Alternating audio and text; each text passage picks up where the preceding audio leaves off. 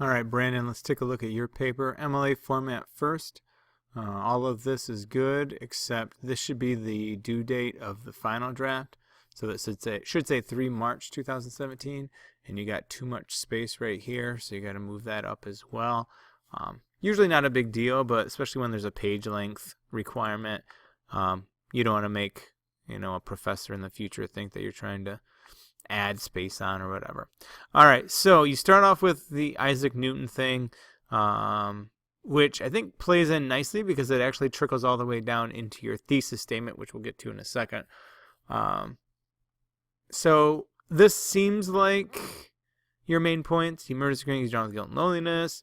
He begins to lose trust. Finally, he's avenged by Macduff, whose family is slaughtered by the power-hungry Macbeth. What is missing, though, is I don't get a sense here at the beginning what your actual topic is, and that's simply going back to your prompt that you started with. Like, what is it that you're trying to prove in here?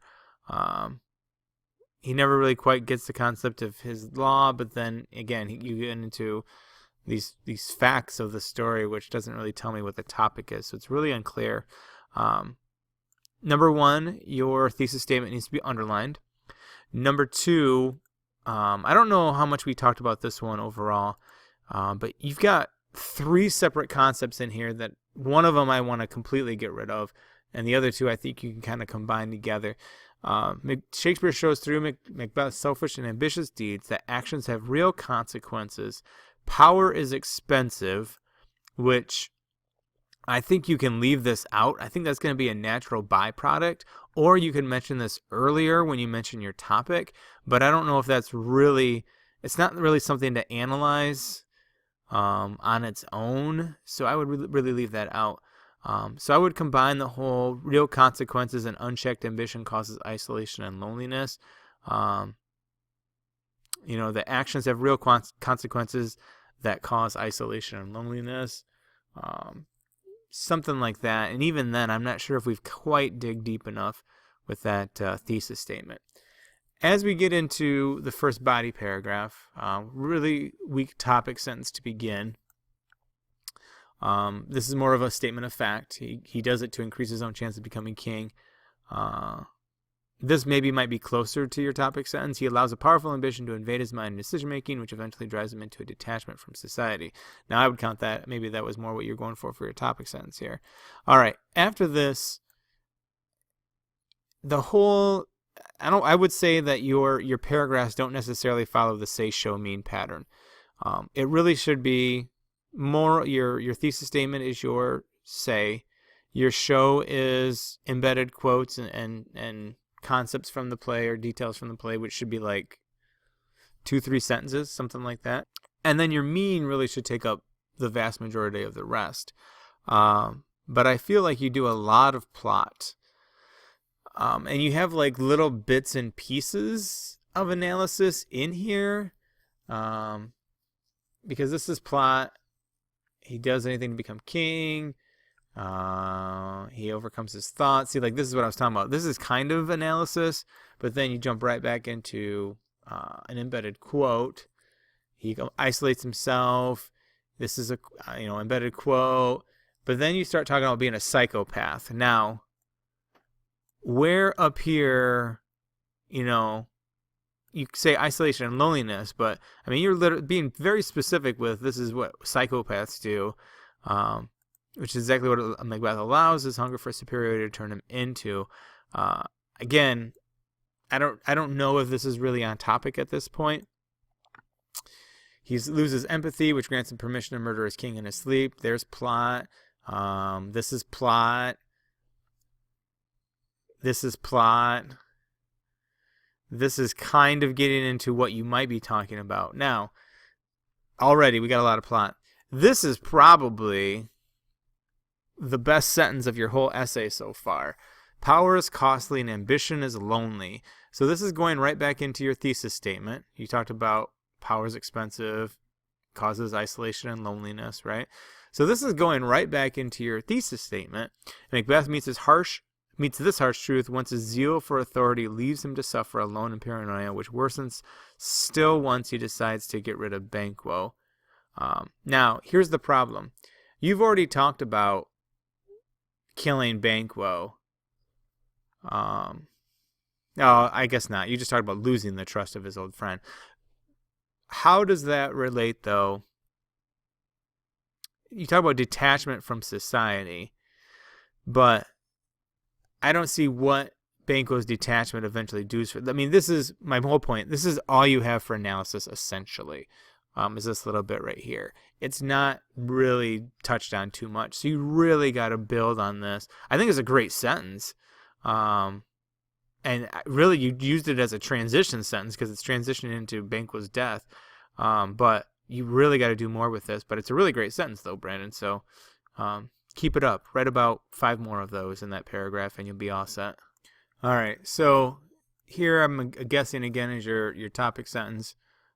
He again allows his overwhelming need for domination to influence his action, which causes bloodshed and increased solitude. But that is more plot than anything. Again, Brandon, we got a ton of plot. We got a problem with word choice too. Kills his relationship with all of his noblemen. I think that's weak. They think he's a selfish whack job. I think that is weak. All Ross knows to say His Highness is not well. This would be comma and no comma here since you got the end mark here. But I don't even know how this, this could have been said out of, His Highness is not well. Like, I don't know if you can really say. There's a quote from Ross later on in the scene with Lady Macbeth, where Ross probably says something a little bit more along the lines of, I don't trust Scotland anymore. That would have been a better quote to use. Now, you say the killing of Banquo was the best option, but the consequences were more than he was ready for. What do you mean by that? That could be touched on a little bit more. A literal and self-evident result of what is the death of his best friend? Result of his power? Dealing with this, here's another word choice, isn't a walk in the park. That's a cliche. This is plot. This is kind of plot. This is a weak transition statement. I don't know. There's not much in here that's very much an analysis. You got weak word choice in this paragraph.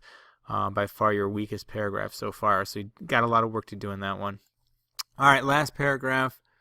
He tries to do it to ensure the safety of his power. This is, I don't know if this, both of these sentences are very much plot, more plot than analysis. So whichever one you want to be your topic sentence, you got to make it better.